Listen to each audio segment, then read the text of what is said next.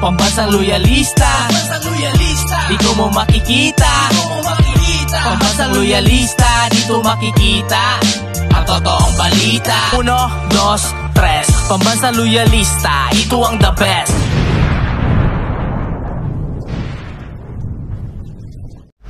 Etong MIC tinatag ng ating Pangulo para makatulong po sa ating ekonomiya. Ngayon, kapag gumawa kayo ng kabulustugan, kalokohan, pag nanakaw dyan sa MIC, dawit ang Pangulo. Sasabihin niya naman ng mga kritiko, kawatan ang Pangulo. Matagal nang pinaparatang yan sa pamilyang Marcos. Kaya kayong mga namumuno, mga empleyado, diyan sa MIC, presidente o CEO, ayusin po ninyo. Huwag nyo pong kaladkarin sa kahihiyan ng pangalan ng Pangulo. Okay? Mahiya ho kayo sa balat ninyo. Wag ho kayong magbalat buhaya. Magbalat tao po kayo. Mga ka-PL, i-update ko lang po kayo sa nakakaawang kalagayan po ng isang kontrobersyal at veteranong former broadcaster na si Jason Sa. Mukhang nasa kagipitan po ngayon itong mama, mga ka-PL. Sana matulungan siya ng mga nakasama niya noon sa industriya at sa mga kaibigan niya ring mga politiko at maging sa ating mga kababayan na rin. O ito po ang balita. Pero bago ko po simulan, makikisuyo sa mga hindi pa po nakasubscribe. Baka naman. At paki-click na rin po ang notification bell para updated sa lahat ng upload. At huwag niyo pong kalimutan pa-like sa video. Maraming salamat. Makikisuyo po. Ayan. Si Kuya Jay, mga ka-PL. Kapitbahay ko lang po ito. 1 oras mula po dito sa amin, papunta rin sa kanila. Mararating ko na siya. At alam ko rin po ang lugar nila. Ayan. O, basahin ko po.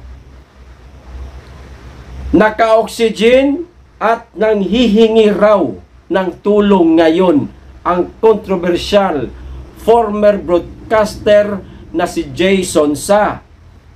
Lumapit nga di umano ito sa Department of Social Welfare and Development o DSWD para humingi ng tulong dahil may pneumonia ito sa kasalukuyan at may saklay pa raw pag naglalakad. Kita nyo na kung gaano nakahirap ang kalagayan ngayon ni Kuya J, mga ka-PL. Naka-oxygen, imagine. Tapos nakasaklay habang nanghihingi po ng tulong sa DSWD. Abay, karapat dapat na pong tulungan itong mama. O sa mga naging kasamahan niya po sa trabaho, mga kaibigan niya pong politiko, tulungan niyo naman po ito.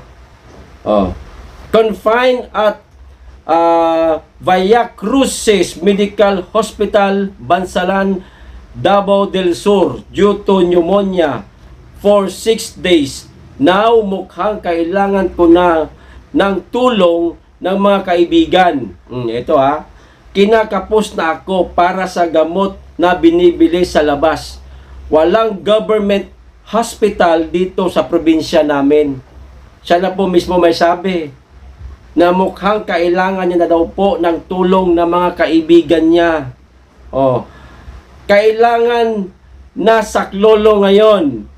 Pakirelay na lang sa mga gustong makaalalay. Thank you po. Ayan. Nakakawalong tangke na ako ng oxygen since September 19. Ang message ito kung saan nakalagay pa ang kanyang account number.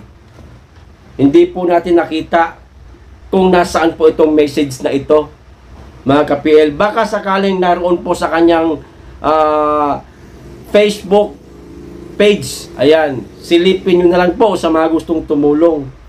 Ito pa. Maalalang pansamantalang nakalaya si Mr. Sonsa mula sa Quezon City Jail matapos magpiyansa ng 300,000 pesos para sa patong-patong na reklamong kriminal. Pansamantala lang pala yun. At yung piyansa na yon, yung 300,000, malaking bagay na sana yon. Dito sa pagkakasakit niya, nawala pa sa kamay niya. O, kaya ito po ang nangyari. Nanghihingi nga ng tulong itong mama, no? Inaresto ito dahil sa di umano'y syndicated estafa and large-scale illegal recruitment ayon sa Bureau of Jail Management and Penologies o BGMP, ayan, o BJMP, ayan, nabibisaya na ako mga ka-PL. Kalimutan na ho natin yun.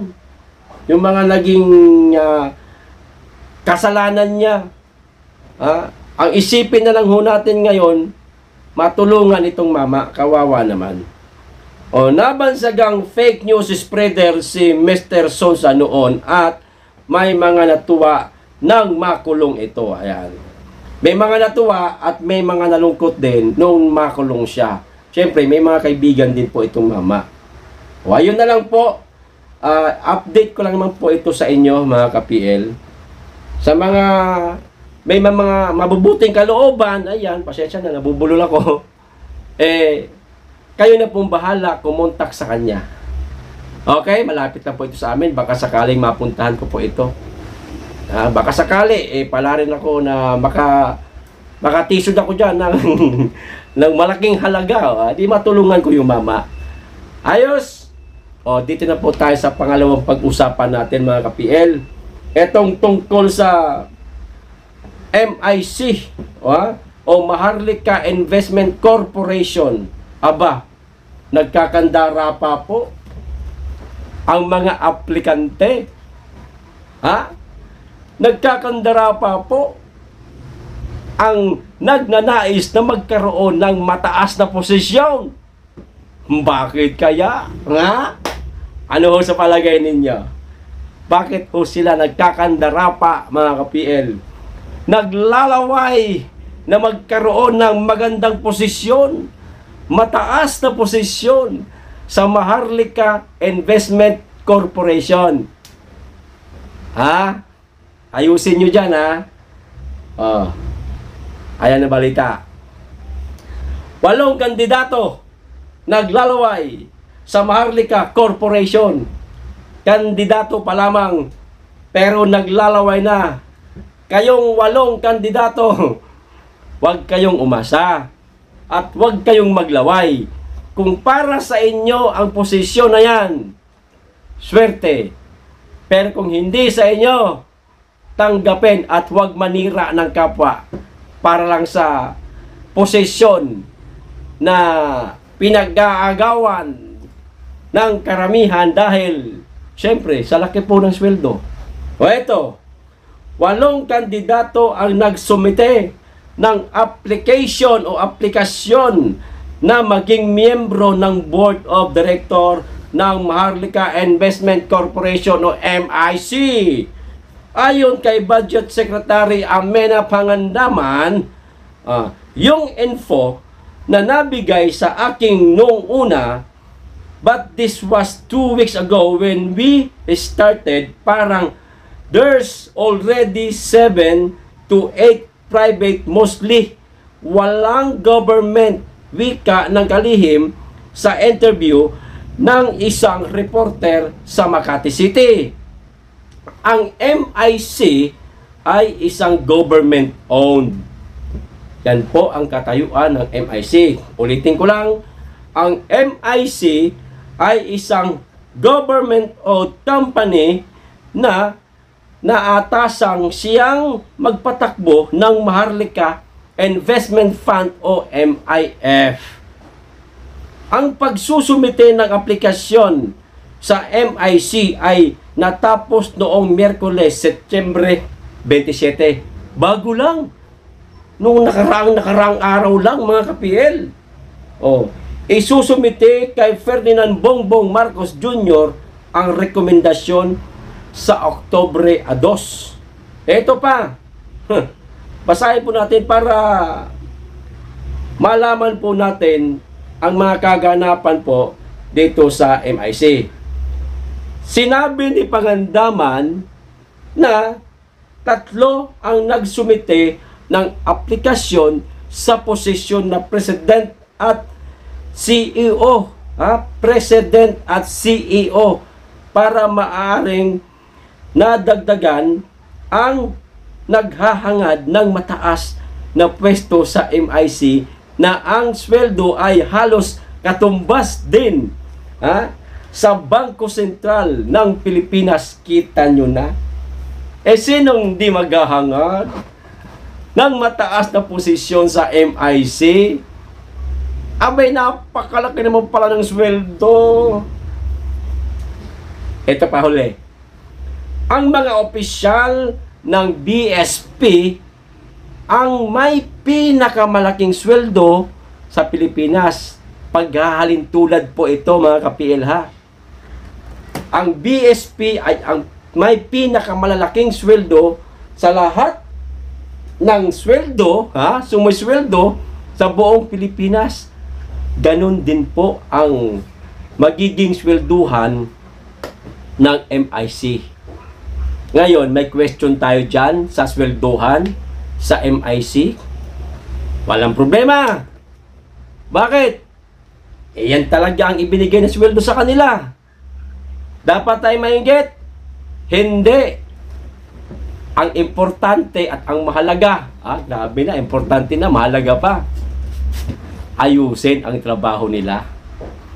Huwag silang mangawat. Iwasan ang mga pagiging mandurugas. Bakit? Dahil kapag bumagsak itong MIC, mga ka-PL, makakaladkad na naman sa kahihiyan ng pangalan ng Pangulo. Kayong mga empleyado o magiging empleyado pa lamang ng MIC, pagbutihan ho ninyo. Ngayon pa lang, nakakasimula pa lang, wag ho kayong maghangad na yumaman agad. Tandaan ho ninyo, malaki po ang sweldo ninyo. Marami tayong mga kababayan na walang makain. Etong MIC itinatag ng ating Pangulo para makatulong po sa ating ekonomiya. Ngayon, kapag gumawa kayo ng kabulustugan, kalokohan, pagnanakaw dyan sa MIC, dawit ang Pangulo. Sasabihin na naman ng mga kritiko, kawatan ang Pangulo. Matagal nang pinaparatang yan sa pamilyang Marcos. Kaya kayong mga namumuno, mga empleyado, diyan sa MIC, Presidente o CEO, ayusin po ninyo. Huwag nyo pong kaladkarin sa kahihiyan ng pangalan ng Pangulo. Okay? Mahiya ho kayo sa balat ninyo. Wag ho kayong magbalat buhaya. Magbalat tao po kayo. Okay? Hanggang dito lang po. Maraming salamat po sa inyo lahat. Mag-iingat kayo lagi. Be blessed.